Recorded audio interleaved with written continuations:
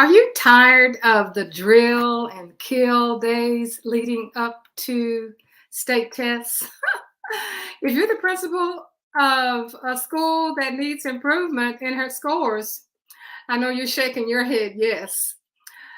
You say we have done daily tutorial sessions, we've done Saturday school, we've organized interventions, and yet the test scores are not where we want them. Have you said, I don't know what else to do? I feel you. Been there, done that. My love is to help principals get to the level they know that they can. My name is Barbara Polk, and I'm known as the turnaround principal. I was assigned to one of the lowest performing campuses in my district and one of the lowest performing campuses in the state of Texas. My school was a school that nobody wanted to go to. My school was a school where the teacher turnover was high. There was low attendance rate. There were drugs. There were weapons. The story of the teacher who came to school on a Monday and we never saw on a Friday. The school that I was assigned to, when the word got around that I was assigned to that school, my colleagues said they didn't know whether to say, congratulations or you have my sympathy. It was just like that. But, I realized because of the history that I had when I was terminated. Hey, Taria, when I was terminated as a principal, and I just didn't know why. I understood that it was my purpose to be at that school because those students were pretty much like me. They just needed somebody to help them. They needed somebody to go the extra mile. And that's what I believe our calling is. If you are the principal of a school that is in need of improvement, or the principal of a school that just wants to get to the next level, then what we're going to be talking about tonight, and our topic is an engaged learning environment improves test scores. This topic is specifically for you if you're the principal in a school that's struggling, but you're committed to getting your scores up. I'm going to tell you some of the most important things about engaged learning environment that I learned that helped to turn my school around. But before we get started, let's go on and see who we have with us. If you would put your name and your position in the comment section. If you have any questions, just ask any questions. We'll be happy to answer those questions. And if you have friends, invite your friends, because we'll be talking about something that is usually not dissected as one of the causes for low scores, but is one of the causes for scores to increase.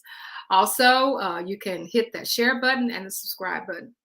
So I remember when I was assigned to the lowest performing campus in my district, and I had to depend upon those people who were on my campus, those teachers who had been there for years, those substitutes who had been there.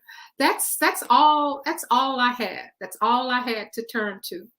But what I found out is that there are some things that will help you as the teacher and the principal of a school that is challenged. And we're going to be looking at two things. We're going to be looking at,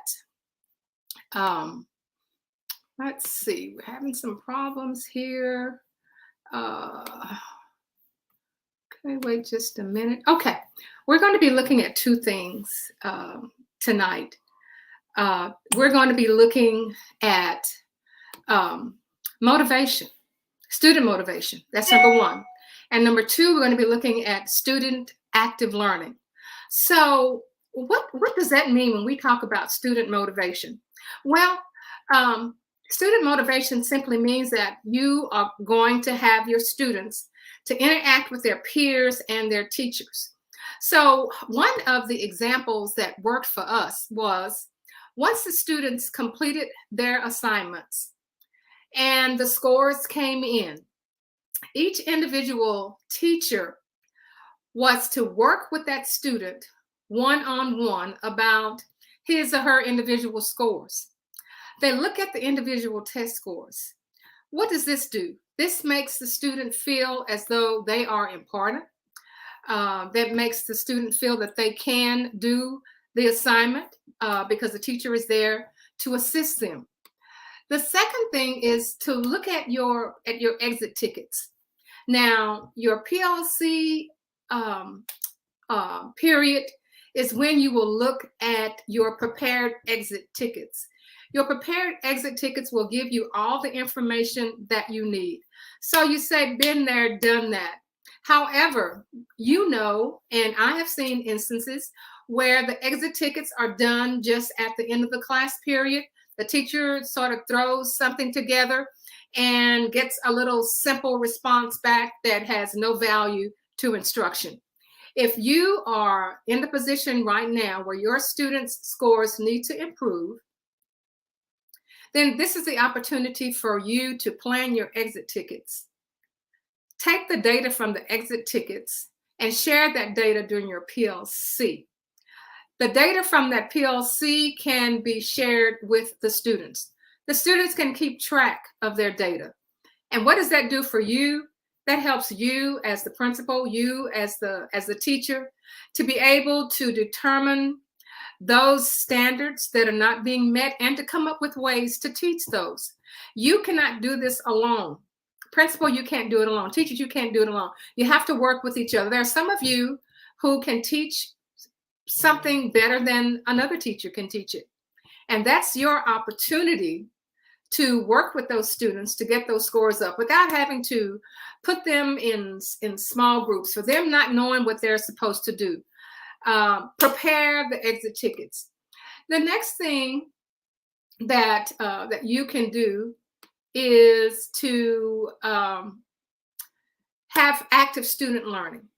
Active student learning simply means that one thing that you can do is you can increase your instruction time. So you say, well, my goodness, how can I increase the instruction time? Well, if you are a leader, if you are the principal assigned to that school, it is up to you to listen to your teachers. And one of the things that was successful for us was to change our instructional time. Now you say, wow, change the instructional time? Yes. So you can modify your instructional time. You can get with your teachers, have your teachers to decide this particular schedule that we on is not working. I'm not able to see the students that I need to see right now. I need to see the students who are working on standard 6.2 to 6.6. Hey, Stephanie, I need to see those students. And that is what I mean by changing the time, increasing your time so that you can focus on those students and in those content areas and in those standards. We drill and we kill. We drill and we kill. You know, it's just like shooting buckshot. It doesn't hit the target. It's just all over the place. But when we have increased student time, when we use the data from our exit tickets, then we're able to focus on those students that need the most assistance and in those particular areas. The second thing is that your application, you're going to take that instruction, you're going to take that standard, and you're going to apply it to where students can use it in other situations. Change the environment. You may not want to stay in the classroom. You may want to move outside. You may want to move to another setting. For some reason, this works because students realize that this information that you're sharing, I'm just not getting it here. Try to give it to them in chunks. Try to give it to them in pieces. The other thing, once you change your environment, have students to create tests themselves. You know, when I was in graduate school, getting ready to prepare for my exit exam, what we did to determine if we knew and understood the standards, we wrote questions ourselves. We wrote questions that apply to the standard. So if you are focusing on these particular standards and you think that you have done an outstanding job teaching those standards, Now is the time for you to see if the students can write a question, like the question that's going to be on the test. If they can write the question, that means that they understand the standard. You can have them work in groups. You can have them work alone. You can show them how to write the questions. Teach them the standard and then have them to develop the question. Have them to work in small groups. Have them to teach each other. You know, with all of our education and with all of our background, we know how to teach the world, but we don't know how to teach some of the students that are in our classes. But those students who are sitting right there in front of us, they can teach each other better than what you can teach themselves. So what we're talking about is being a leader and being a teacher that is not mediocre, how we can engage students in the learning process by improving the environment. You can improve your environment principles when you make your announcements in the morning.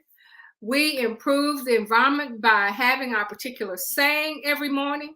Our students were happy to come to school. They were happy to work with their teachers. Now, did all students come to school happy? Absolutely not. Does this take time? Yes, it does. But when you can have the motivation and when you can change the activities that's going on in your building, then you can start to see the changes. These are the changes that we made where we applied changing the environment, when we applied the PLC results and analyzing those results and getting those teachers to teach those results that they were good at. These were things that helped us to be able to succeed as we did. So let's not do the drill and kill.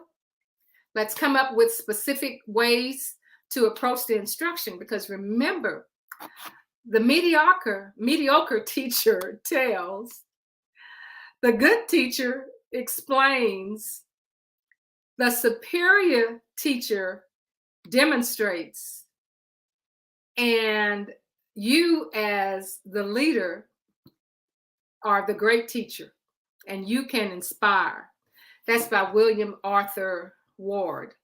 So as we come to the close of our presentation for tonight, remember, let's get away from the drill and the kill. Let's look at our learning environment. Let's make sure our students are engaged in the classroom. Let's make sure that our teachers are not just standing up there teaching and not assisting the students on the side, making sure that we have created an environment where students want to ask questions, where students are encouraged to learn, where students can make mistakes and it's okay in that classroom. So what I want you to do, I want you to join our Principals on the Come Up. We are talking about resources that will help to turn your school around. If you're a school where you're not turning around, you're a school that just wants to improve, we have resources every week is why we come on, because it is my opportunity to share with you those things that are trusted, those things that have worked, and those things that we have done research on to support helping our students to become the students that will support our community. We are Principals on the Come Up, where we transform schools into hallelujah success stories. We'll see you next week with more information on turning our schools around where they can become hallelujah success stories.